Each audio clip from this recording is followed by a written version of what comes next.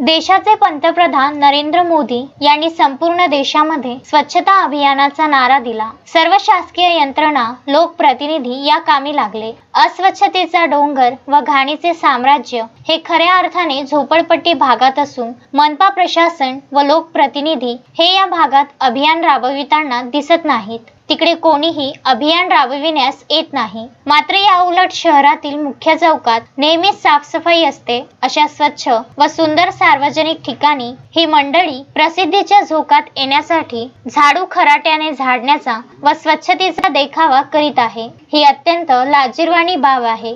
म्हणूनच लोकप्रतिनिधी व मनपा प्रशासन हे देवदूत नसून यमदूत असल्याचे सिद्ध होते, असे वक्तव्य राष्ट्रपिता महात्मा गांधी यांच्या जयंती पर्वावर आयोजित राजापेठ येथील अण्णाभाऊ साठे पुतळा परिसराची स्वच्छता करताना टायगर फोर्स ऑफ इंडियाचे अध्यक्ष गणेशदास गायकवाड यांनी व्यक्त केले। या प्रसंगी मानवी हक्क अभियानचे दादासाहेब क्षीरसागर, मानवाधिकार संघटनेचे महेंद्र सरकटे, लहुजी शक्ती सेनेचे डॉक्टर रुपेश खडसे, पंकज जाधव, गौरव गवडी व पत्रकार रवी वानखडे प्रामुख्याने सहभागी होते। मनपा प्रशासन व लोकप्रतिनिधींनी शहरातील स्वच्छ व सुंदर चौकाचे साफसफाई करताना फोटो सेशन व प्रसिद्धी न घेता खरी स्वच्छता झोपडपट्टीची करण्यासाठी पुढाकार घ्यावा, अशी मागणी सर्वत्र होत आहे। या प्रसंगी महिला भगिनी शकुंतला मानमुडे, विजया कोलटेके, चंद्रकला वानखडे सह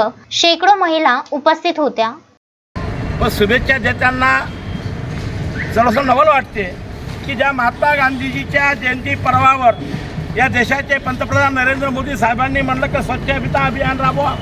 संपूर्ण भिडले भूतासारखे कोणी गल्ली झाडाला पाहत नाही, फक्त येते आपला रोड साफ करते। जिथं सफाई आहे तिथं झाडू झडतात, जिथं नाली काढली आहे तिथं नालीचं पावडं झडतात आणि आपला फोटो सेशन करून महात्मा गांधीजी जयंती निमित्त आम्ही स्वच्छता अभियान राबवलो म्हणून हे एक प्रकारचं ढोंग आहे। अरे असं ढोंग कशाला करता? तुम्ही पुरस्कार घेता, तुमचा कोणता दूत आहे तो? देवदूत म्हणून पुरस्कार। कसले देवदूत आहात तुम्ही? तर खऱ्या अर्थाने यमदूत आहात। अरे डेंगूने लोक मरत आहेत, मलेरियाने लोक मरत आहेत।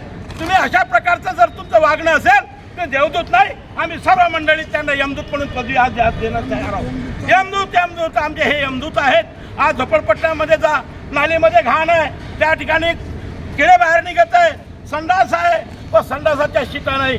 अण्णाभाऊ साठेंचा पुतळा जे संयुक्त महाराष्ट्राच्या चळवळीमध्ये त्यांनी सिंहाचा वाटा दिला, जे संसद भवन आज आम्ही पाहतो, जे महाराष्ट्र विधानसभा आहे ते विधानसभा अण्णाभाऊंच्या कर्माने मिळवलेले आहे। त्या विधानसभेमध्ये आपण जाता, परंतु आजही आपण अण्णाभाऊ साठे कचऱ्यामध्ये अडगडीत ठेवलेला आहे। जे अण्णाभाऊ साठेंनी म्हटलं आहे ही आजादी झुटी है, देश की जनता भुकी है, अशा प्रकारचं ब्रिज वाक्य जे म्हटलं ते खऱ्या अर्थाने हे खरं ठरत आहे। मित्रांनो, आज आम्ही पाहतो हा काय कचरा आहे, हा कचरा अण्णाभाऊ साठेंच्या नावाने बी ठेवला आहे का?